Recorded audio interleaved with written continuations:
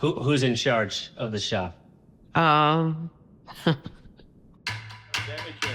One of the reasons why I opened business because I don't want to have a boss. Let's get it on. If I make mistake, it's my mistake. If you make somebody happy, it's your achievement. I love my dad, but it was always done his way. All of these steps impact us. And this place was disgusting. Listen, I know my child. She's not taking no for answer, and she's a tough. She's a boss, and he's Mr. Make It Happen. It was like a tornado was coming in any time, and his name was Alex, you know? And now here's a twister, and her name is Rochelle, you know? She's an intimidating person. I mean, really, yeah. Who do you feel like is your boss? Is it Rochelle? Is it Alex?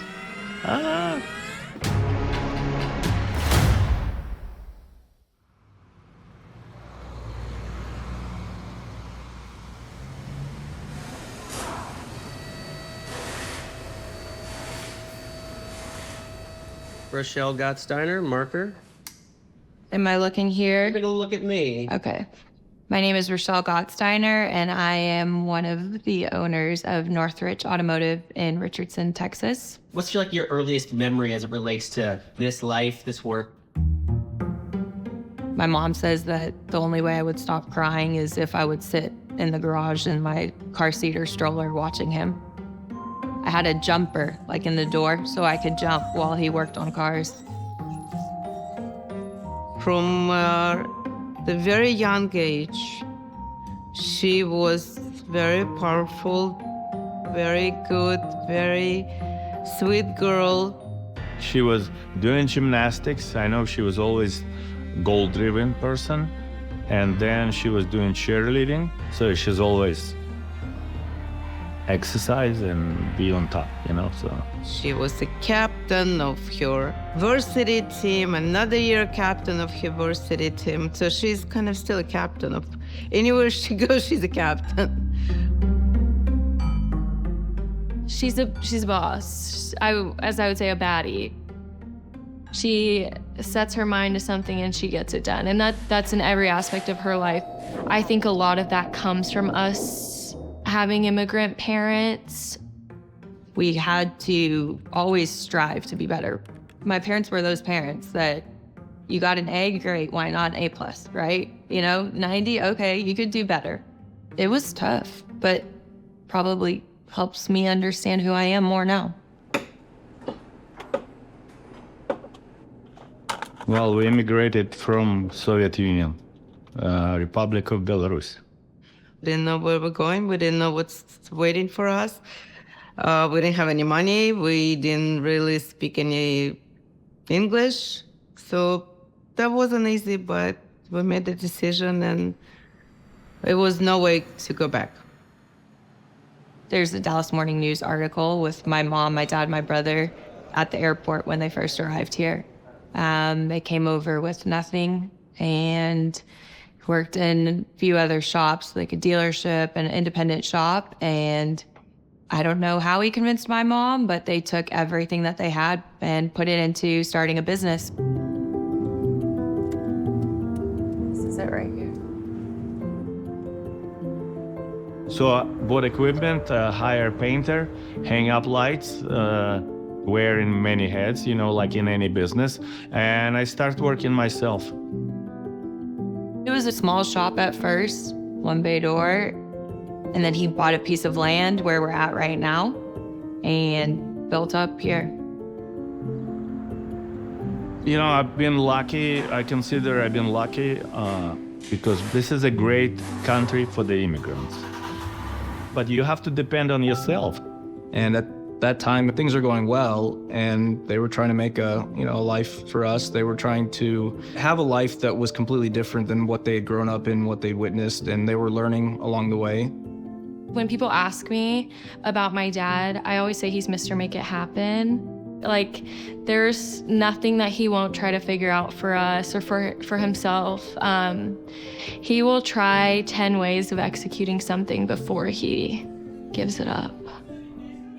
One of the reasons why I opened business, because end of the day, if I make mistake, it's my mistake. you know? It's just simple, you know?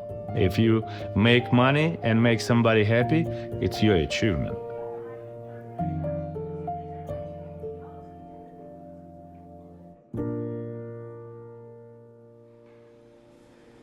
We never really got into the details of how the business was doing, but it seemed like, you know, my parents were always doing fine.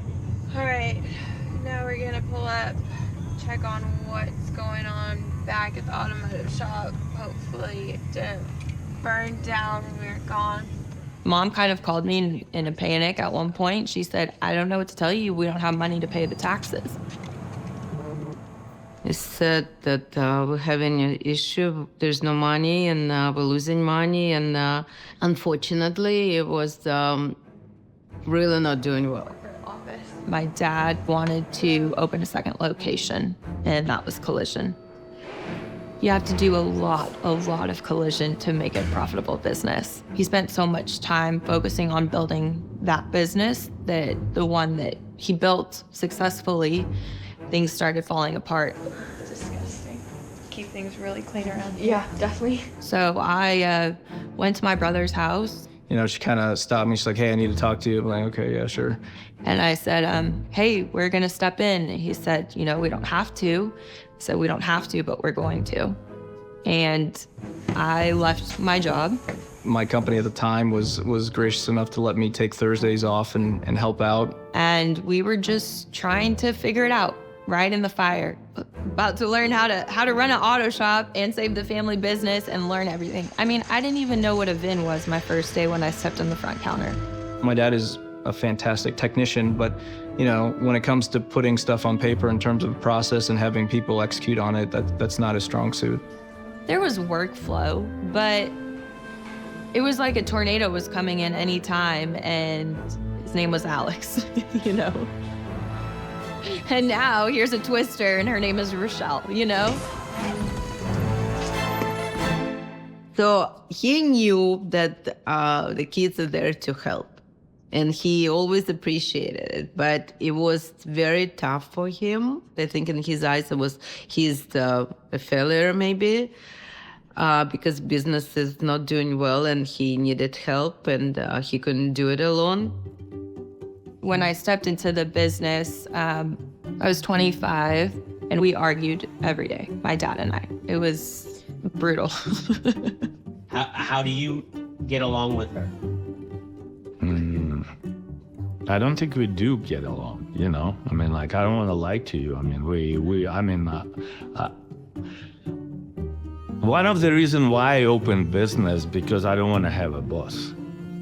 It was always done his way, right? But this place was disgusting, you know, and tools everywhere, papers everywhere. If you look at Rochelle, she's a alpha female, okay?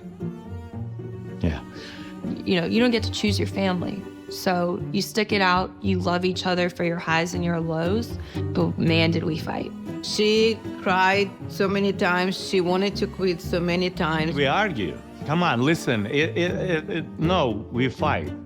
We have difference of opinion. She would call me and Dad did this and he did this. Honestly, at some point, I was even afraid of her calls. It's like, come on, sometimes just call and not to, without complaining.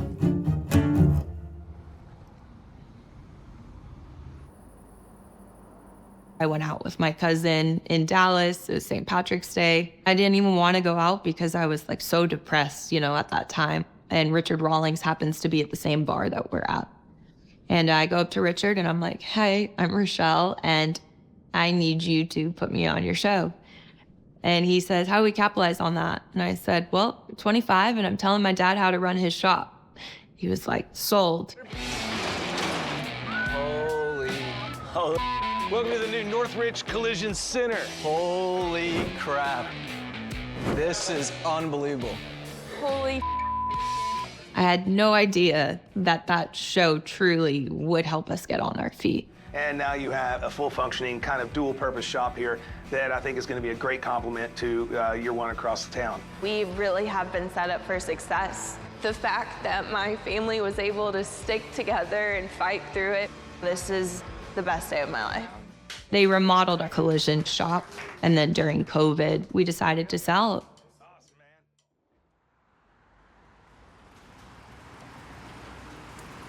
When I was first here, I thought, okay, I'm just gonna help my parents, whatever happens, happens. I honestly wasn't even thinking long term, but it's felt so great to be a part of pouring back into this business.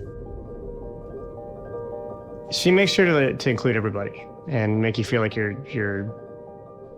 worthy of being here, make you feel like you're at home, make you feel welcomed. She really is a joy to work with, and she's eager to learn anything new that comes up. She tries to be involved as much as possible, you know, and if it's something that she's not familiar with on the more technical side, she wants to learn. That's awesome to see. When I came here, we had a software called Master Repair. It's kind of like using Paint, like that's how old it was on Microsoft. And we decided to switch to Tekmetric. And Tekmetric truly did change our lives. When I started 5 years ago, we didn't have any repair order software. Everything was pen and paper. The vehicles advanced technologically. If you don't advance with them, you're going to get left behind. It's a new generation, new technology. Business will grow if people bring new ideas. We will try new ideas and we build on it.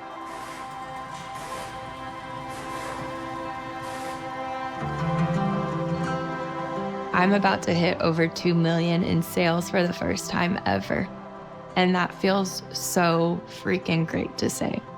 I'm not just the daughter that stepped in to help the mom and dad like save a family business.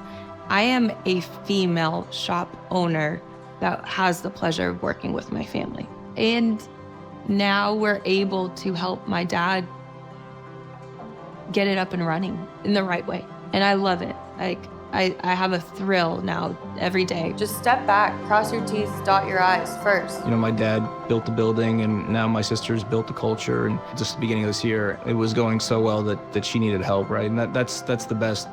So I came in full time, and kudos to her, kudos to my dad, and kudos to both of them for being able to hang out with each other 9 hours out of each day. Did Vladek order tie rod-ins and bellow boots?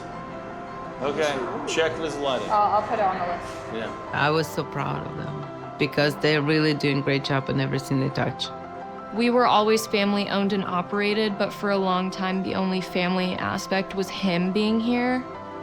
And then both my siblings stepping in, I think he's now having this like realization that this is what he dreamt of. When I came in, I said, listen, I'm gonna build foundation, okay? Then you can build skyscraper. No limits. I mean, listen, no limits. Eventually, it's gonna be kid's business, not mine. I like it. Yeah, I love it. Why are you getting emotional?